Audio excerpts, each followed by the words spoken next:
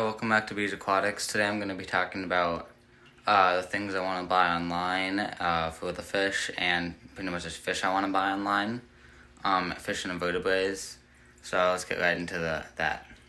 So this is the first thing I want. They're just dwarf seahorses. It's 2 pairs, so I'd have 4 of them. They don't get big at all. They can fit in a 3-gallon tank. I could put it right on my desk. They're from a breeder, I'm pretty sure. They're not too expensive. I think it's $30. Yeah, it's $30. And that's a fish I've always wanted. The next one, this is pencil fish, ruby, a red one. I just like it because of the stripe. They're out of stock. A lot of these things are right now. But they don't get too big. I could put them in the 10-gallon. And another fish that I think would be really cool because they can go straight up and down. The next one I'd probably need a new tank for at this point is yellowtail spiny eel. It's a really small eel. Max size is about 6 inches, but I've always just wanted to own an eel. They're not aggressive, and just a really cool thing I always wanted in the 29, but it got too crowded and full. So I'm going to get a different tank if I ever get that. And this is flounder. It's a small little flat fish that'll be going along the walls. I don't know what tank I'd put this in yet. It stays about 2 inches in size, but it's just always been a unique fish to me that I've wanted.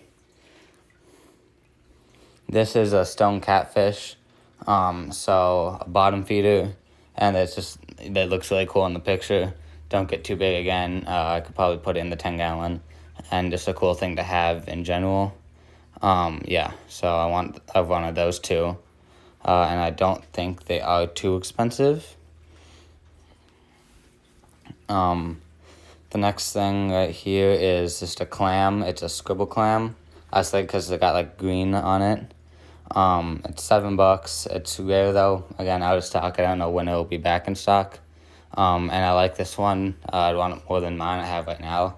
It's because it actually opens his mouth. Mine only filter feeds. It doesn't move at all. And this one would move. So I'd like to have this one. Or it's a clam that can open up its mouth entirely. This is pretty much just a bunch of snails. I recently started to like snails, and I just want to try out like more different kinds of them, like probably a black mystery snail. I've always wanted one of those. They're not expensive either. This is a crayfish, or a crawfish. I don't want this one just because it's super colorful. I need, again, a separate tank for this because it would eat my fish. But I've always wanted one of these because that one just looks really cool. This is a tetra, bluish, purplish tetra. Again, don't get too big. I could probably put this in the 29 or the 10-gallon or something. I don't know where exactly I'd put this one, or if I set up the extra tank I have right now. And they only get about 2 inches long to the tail, so it probably would be in the 10-gallon. And this is just a bunch of fish. I would want just a bunch of this in this row, like that crabs, bishers, dwarf puffers, and like those goldfish. I'd probably put the goldfish in with the axolotl and a bunch more loaches, because I have 2 of them, the super banded loaches, and I'd like to try out some other ones too. This next one is a butterfly fish. They get 4 inches, so pretty decent size. They'd have to go in a 29-gallon probably. But there's, as you saw in the picture there, really unique fish. Again, they get 4 inches, and just a really cool fish to see because a lot of fins, and it doesn't look like something you'd see.